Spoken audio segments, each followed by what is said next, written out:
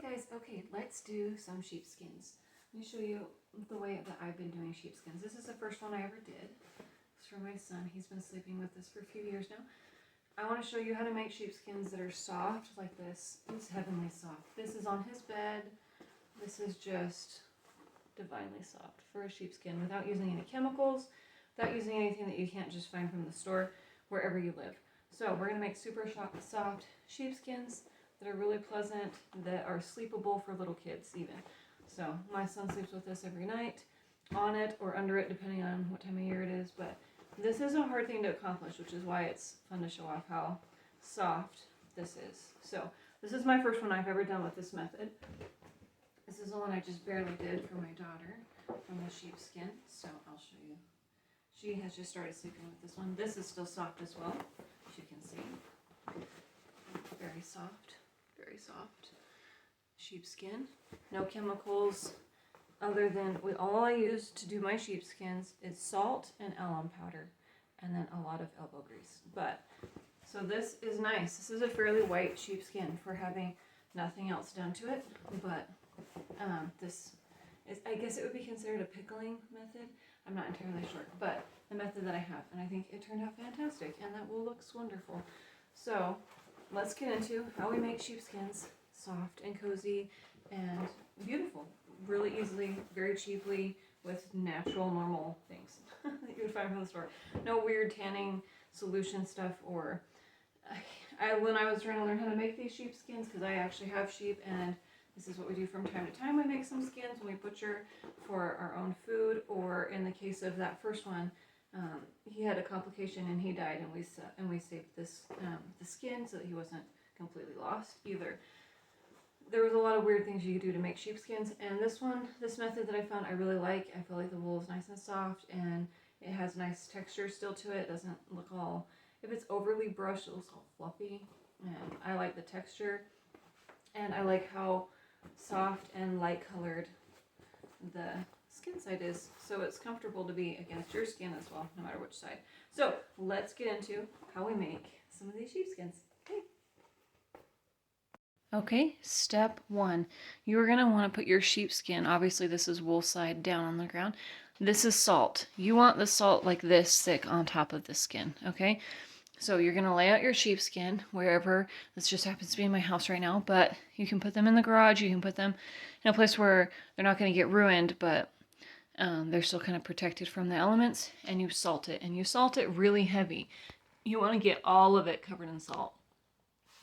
This is a little thin, but that is still covered in salt. So you get the whole thing salted up really good, okay? And you're going to want to come back and put more salt, because these sheepskins will, it will absorb a lot of the salt, and so you're going to have to keep topping it off and topping it off. So you'll need a lot more salt than you would think you would need, but once it's at this point where it's hard and crusty and there's still salt on top of it, that is once we're at step one. I don't know how to do it any other way, because I have always, whenever we've butchered or had an animal die of natural causes, I'm never ready to do the fleece yet, and do the skin yet. So I always lay them out and I salt them like this. So I would recommend doing it this way. This is the only way I know how to do it. So get it salted like this, let it get dried out nice like this, and then you move on to step two, and we will show you step two. Okay, step two, we're going to take our giant salted sheepskin. I just rolled it all up, and we are going to start the soaking of it. So this one's really sentimental, so I'm going to do this one good and careful. It's a good one for the video. You can see that this wool side looks just normal, it's fine, and then on the inside it's just got the salt. So let's head over and start things. The salt ideally you want to use is just non-iodized salt for the process. I've done it both ways, but this is what you're supposed to do. So get one of these. Actually get a couple. I use about one of these at least to do a sheepskin, if not two.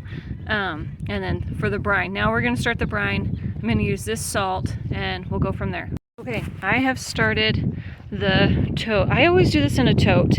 So I have these big totes. The water amount, I've never found a really good clear amount that you should use, but I fill it about, this is a little bit on the full side, but the sheepskin I have is really woolly. You want it to be enough that when you submerge your sheepskin, it will be completely covered with water, but not like swimming.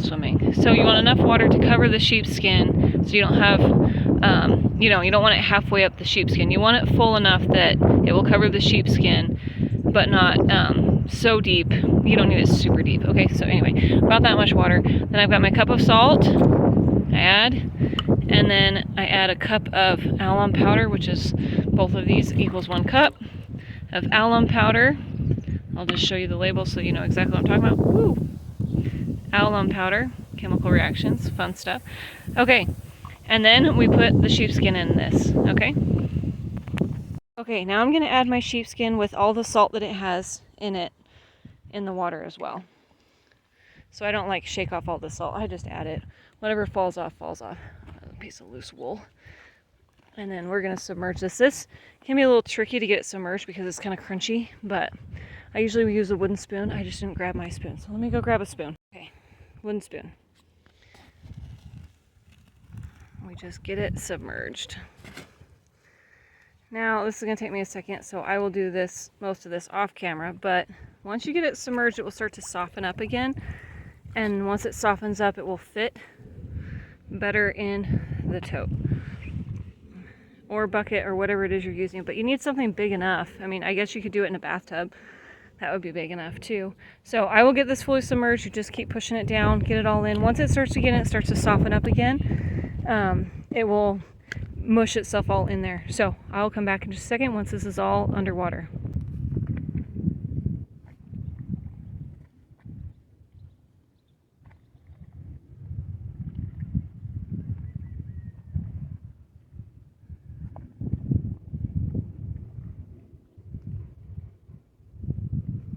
And I know that wool is still sticking up on top, but if you stick the spoon in, the skin side of that wool is underwater, and that is what we want.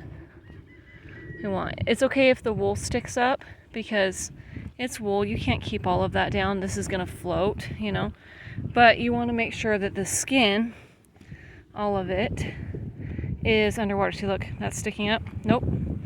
Skin goes in the water, in the brine. This sheepskin in here right now is kind of folded in half, but that'll be okay because I'm going to move it around a lot. So now your next step to do, which I'm not going to do on camera, I'm going to just tell you what to do, is every morning and every night you're going to stir this around. You want to make sure that the brine gets on all of the skin side. So tonight what I'm going to do is I'm going to try and flip this sheepskin so that instead of being folded in half like this, it's not right now, it's like this in there, I'm going to try and get it like that, okay? So that it's all inside, but the skin side is down, because the wool is fine. The wool doesn't matter as much. The skin is what matters. So right now it's just going to take a little while to soften it.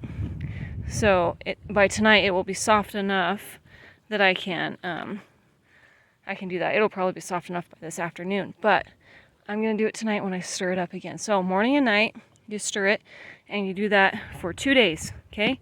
And then after 2 days, I will catch up with you. For you, it'll be like 20 seconds, but I'll be back in 2 days with more information. Just remember to stir it morning and night. Also to cover it up so that you don't, Anyway, cover it up. Don't snap this shut. This is just resting on here, but not snap shut. So just enough to keep it covered, but not sealed. Okay, it's been the 2 days, so now I've got my tarp set up, and then I will take my sheepskin and I will lay it out on this tarp and I'll start doing the flushing. Okay, the water is going to be gross, so just leave it. Don't worry about it. You add to it. When you pull the sheepskin out, if you have a really woolly one like this is my Shetland fleece, and the fleece is probably about 8 inches long. They're really heavy, so just be prepared for a really heavy fleece. Also wear gloves because sometimes the smell of the sheepskin will just like glue itself to your skin for 24 hours. So if you don't want to smell at all like sheepskin, wear gloves for this stage. Okay, so now we have the sheepskin on the tarp.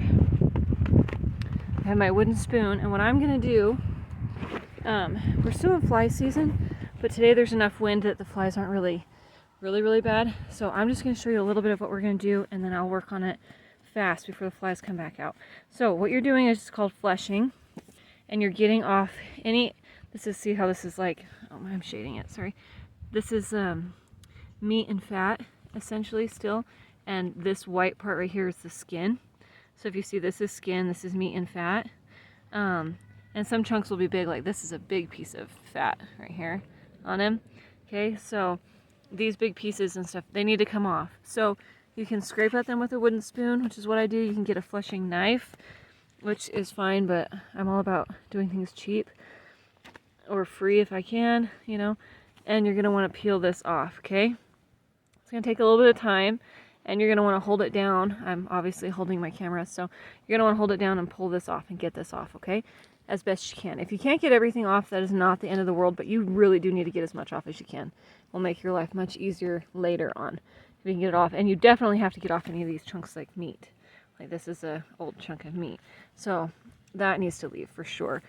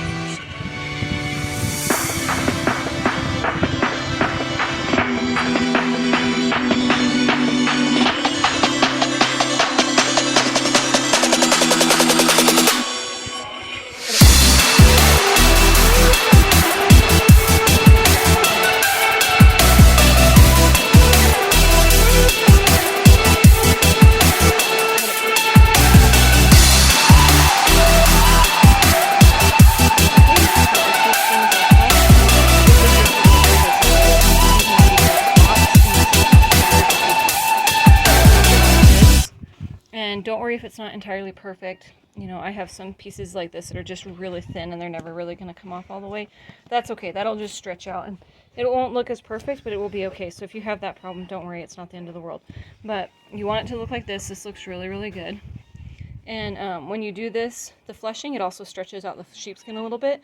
Now we're going to take this whole sheepskin and we're going to put it back in the brine. But we are going to add another cup of salt and another cup of alum powder to the existing brine and then put this in on top. Okay, back in the brine. It's going to go. And the brine is going to be gross, but same as before, we want the skin in and the wool can be on top or whatever, it doesn't matter, but the skin is what matters. It needs to be on.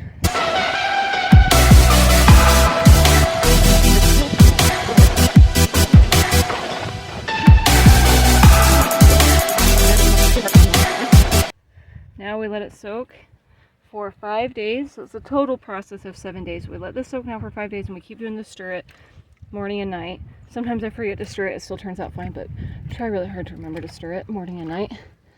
We are now at the final stage of the sheepskin. We are to the rinsing it out. Sorry, I've got pigs right here, so you're going to hear them probably in the background. So I've dumped out the bucket, flipped it over, dumped out the sheepskin. Now this is the point where you would stretch it, but one thing I have found that no matter how long you stretch it for, it never fully dries. The skin stretches out and dries unless the wool is dry. So I lay the skin side down on this tarp like this to keep the skin nice, and then I'm going to hose this out to get any of the salt and stuff out of it, and then I will let this dry. Once the wool is kind of dry, not fully dry. If it's fully dry, the skin will also be fully dry. You want it to be dry enough that the skin is still malleable, but not soaked. So I'll show you what I mean when I come back. We're going to hose this down and get all of that salt and brine out of the wool. This is really nice. It's on this downhill. My kids dug all over here, big craters, so works good. This will all just rush down into one of those craters, which will help it dry faster. So hose it out really good, and then we're going to let it dry and just keep an eye on it for most of the day.